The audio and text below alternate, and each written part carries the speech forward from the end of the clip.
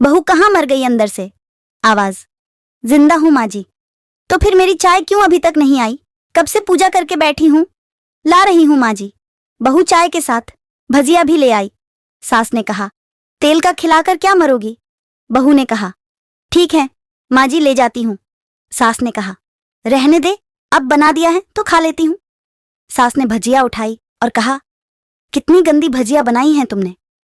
बहू, माँ जी मुझे कपड़े धोने हैं, मैं जाती हूं। बहू दरवाजे के पास छिपकर खड़ी हो गई। सास भजिया पर टूट पड़ी और पूरी भजिया खत्म कर दी। बहू मुस्कुराई और काम पर लग गई। दोपहर के खाने का वक्त हुआ। सास ने फिर आवाज लगाई, कुछ खाने को मिलेगा? बहू ने आवाज नहीं दी। सास फिर चिल्लाई, भूखे मारोगी क्या? बहू आई, सामने खिचड़ी रख दी। सास गुस्से से, ये क्या है? मुझे इसे नहीं खाना, इसे ले जाओ। बहू ने कहा, आपको डॉक्टर ने दिन में खिचड़ी खाने को कहा है, खाना तो पड़ेगा ही। सास मुंह बनाते हुए, हाँ तू मेरी मां बन जा। बहू फिर मुस्कुराई और चली गई। आज इनके घर पूजा थी। बहू सुबह 4 बजे से उठ गई। पहले स्नान किया, फिर फूल लाई, माला बनाई, रसोई साफ की, पकवान और भोज बनाया। सुबह के 10 बज गए। अब सास भी उठ चुकी थी। बहू अब पंडित जी के साथ भगवान के वस्त्र तैयार कर रही थी। आज ऑफिस की छुट्टी भी थी। उनके पति भी घर पर थे। पूजा शुरू हुई। सास चिल्लाती, बहू ये नहीं है, वो नहीं है।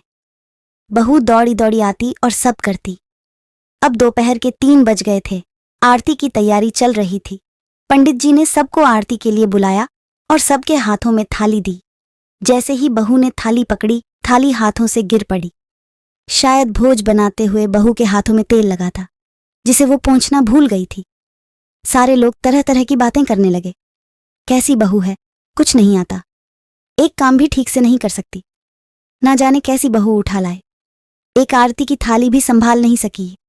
उसके पति भी गुस्सा हो गए, पर सास चुप रही, कुछ नहीं कहा, बस यही बोल के छोड़ दिया, सीख रही है, सब सीख जाएगी धीरे धीरे।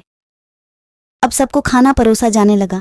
बहू दौड़ दौड़ के खाना देती, फिर पानी लाती। करीब 70-80 लोग हो गए थे। इधर 2 नौकर और बहू अकेली, फिर भी वहां सारा काम बहुत ही अच्छे तरीके से करती। अब उसकी सास और कुछ आस पड़ोस के लोग खाने पर बैठे। बहू ने खाना परोसना शुरू किया। सबको खाना दे दिया गया। जैसे ही पहला निवाला सास ने खाया, तुमने नमक ठीक नहीं डाला क्या? एक काम ठीक से नहीं करती, पता नहीं मेरे बाद कैसे ये घर संभालेगी। आस पड़ोस वालों को तो जानते ही हो ना साहब, वो बस बहाना ढूंढते हैं नुक्स निकालने का। फिर वो सब शुरू हो गए, ऐसा खाना है, ऐसी बहू है, ये वो वगैरह वगैरह। दिन का खाना हो चुका था। अब बहू बर्तन साफ करने नौकरों के साथ लग गई। रात में जगराता का कार्यक्रम रखा गया था। बहू ने भी 1-2 गीत गाने के लिए स्टेज पर चढ़ी।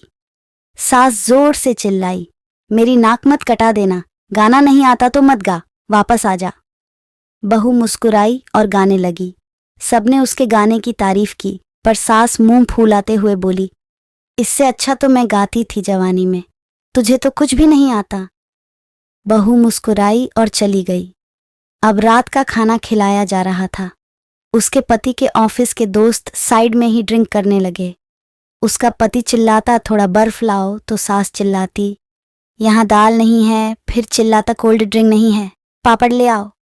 इधर उधर आखिरी में उसके पति की शराब गिर पड़ी उसके एक दोस्त पर और बोलर टूट गई।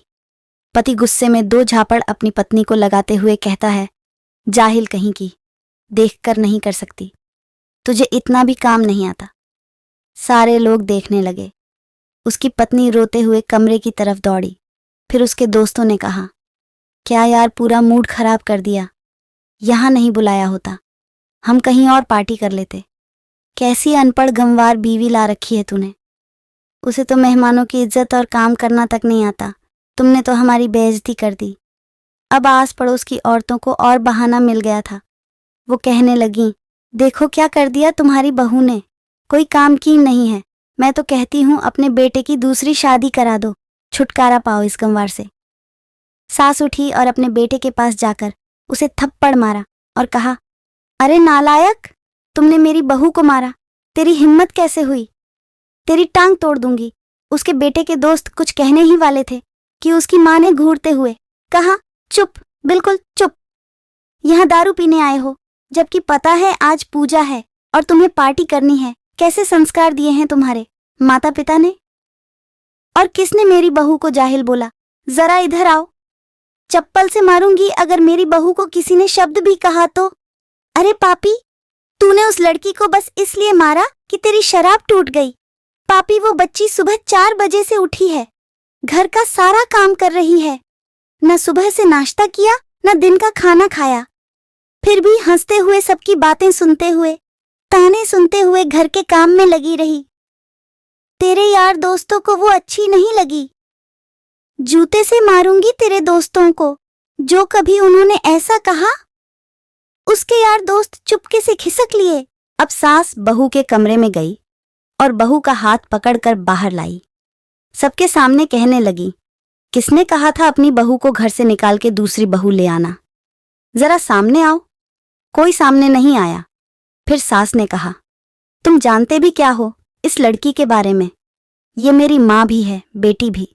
माँ इसलिए मुझे गलत काम करने पर डांटती हैं और बेटी इसलिए कभी कभी मेरी दिल की भावनाएं समझ जाती हैं। मेरी दिन रात सेवा करती है, मेरे 1000 ताने सुनती है, पर एक शब्द भी गलत नहीं कहती, ना सामने ना पीठ पीछे। और तुम कहते हो दूसरी बहू ले आऊं। याद है ना छुटकी की दादी, अपनी बहू की करतूत? सास ने गुस्से से पड़ोस की महिला को कहा, अभी पिछले हफ्ते ही तुम्हें मियाँ बीवी भूखे छोड़ घूमने चले गए थे।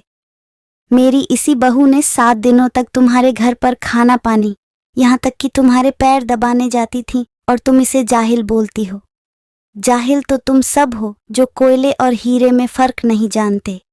अगर आइंदा मेरी बहू के बारे में किसी ने एक लफ्ज भी बोला तो मुझसे बुरा कोई नहीं होगा, क्योंकि ये मेरी बहू नहीं, मेरी बेटी है। बहू सिसकी आम लेते हुए फिर कमरे में चली गई। सास ने एक प्लेट उठाई और भोजन परोसा और बहू के कमरे में खुद ले गई। सास को भोजन लाते देखा तो बहू ने कहा, अरे माँ जी, आप क्या कर रही हो, मैं खुद ले लेती। सास ने प्यार से ताना मारते हुए कहा, डर मत, इसमें जहर नहीं है, मार नहीं डालूंगी तुझे। तुझे नई सास चाहिए होगी, पर मुझे अभी भी तू ही मेरे घर की बहू चाहिए। बहू ने अपनी सास को रोते हुए गले से लगा लिया। सास भी रो दी पहली बार और कहा, चल खाना खा ले। फिर मजाक करते हुए कहा, फिर मेरे पैर दबाने चले आना, और ये ख्याल मन में मत लाना कि सास पैर बोलती है। किसी दिन मैं इसका गला दबा दूंगी, क्योंकि कभी मैं भी यही सोचती थी। दोनों खूब हंसने लगती हैं। कुछ रिश्ते बहुत मीठे होते हैं, बस बातें कड़वी होती हैं।